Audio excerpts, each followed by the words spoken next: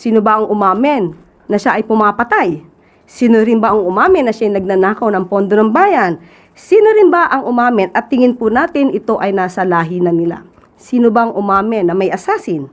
Sino ba ang gumagamit ng marijuana habang siya ay presidente na?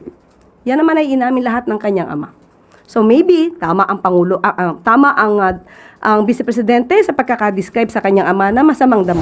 The continuing loss of young lives should serve as a wake-up call to this administration. The government must act now to make our schools safer and to better protect our learners.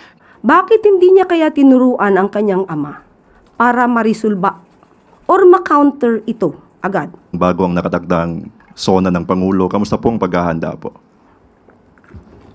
Naghahanda naman po. Naghahanda naman. Of course, definitely.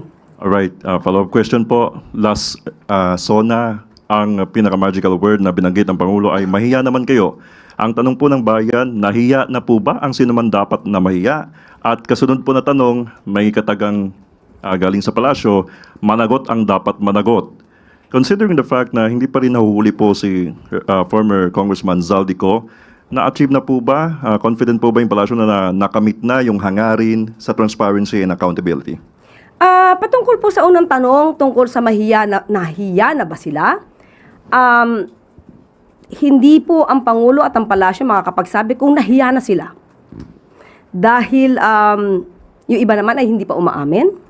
Pero sa tingin natin yung mga umamin at nagsoli na ng mga milyon na pera, tingin natin ay nahiya na sila.